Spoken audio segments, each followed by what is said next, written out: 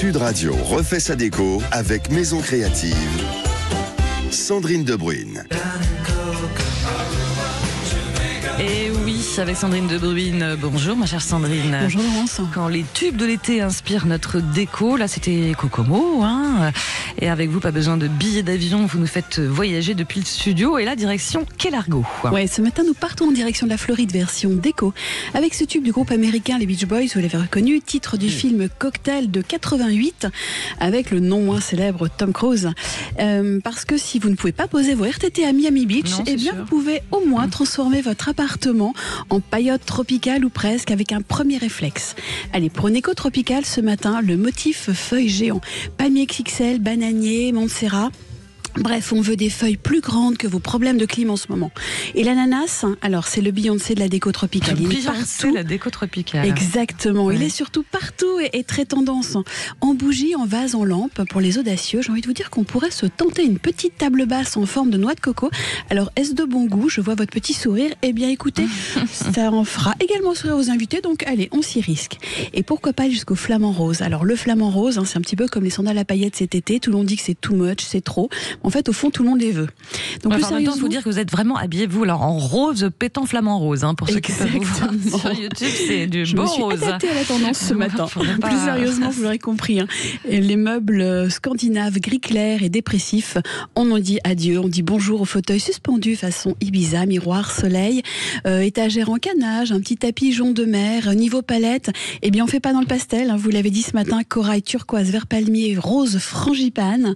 On veut de la couleur juteuse, celle que le barman qui s'appelait Brian, hein, le beau gosse du film, pouvait vous servir. Et puisqu'on parle de cocktail, eh bien là aussi il y a une vraie tendance. Cocktail sans alcool, dans des verres en pied un petit peu colorés, la coupe est transparente. La forme est vraiment décalée, qui dit que je vais trouver de belles idées pas chères et des verres dépareillés. Ça, c'est pour le côté présentation. Mais alors, je vous assure qu'à l'intérieur, ce petit nectar, hein, c'est du Saint-Tropez. En résumé, faites entrer le soleil, jouez le néon la nuit, et puis les feuilles géantes, un petit brin d'autodérision surtout, parce que l'été, c'est ça aussi, on ne se prend pas au sérieux. Vous avez totalement raison, Sandrine. Allez, un autre tube de l'été qui inspire votre déco. I can buy myself flowers, write my name in the sand. Alors après les Beach Boys, Flowers de Miley Cyrus, c'est Beaucoup pas plus mal. contemporain. Oui.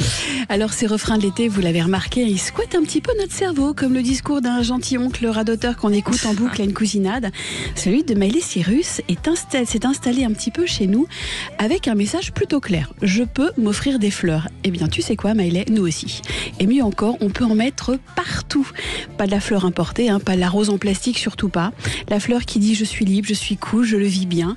Car c'est officiel, le motif fleuri a fait son comeback. C'est pas juste un crush déco, c'est vraiment une ambiance qui provoque quelque chose de tendre, d'émotionnel, presque intime. Vous sortez d'ici, vous allez chez Monoprix. En version 70, vous avez des petits coussins qui sont couverts de fleurs jaunes, oranges.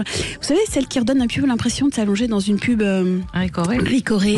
Mais alors, version Instagrammable, hein, parce que c'est joyeux, c'est solaire.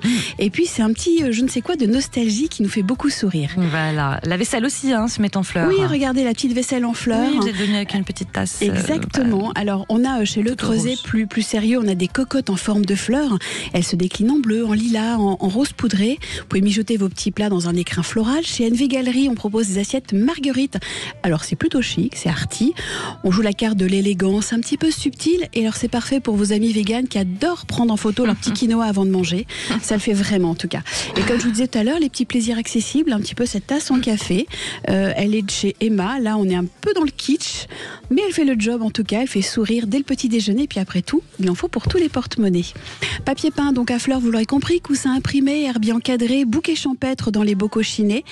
Tout est permis cet été. L'idée, c'est pas uniquement de suivre cette tendance, mais c'est vraiment de se l'approprier comme un élan d'amour-propre, liberté joyeuse, faisant entrer les fleurs chez soi et sans modération.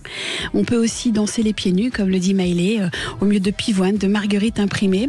Parce qu'après tout, les fleurs, c'est ça. Une forme d'odeur douce, d'indépendance, un petit bouquet qu'on n'attend pas des autres. Et c'est beaucoup d'amour qu'on peut s'offrir à soi-même.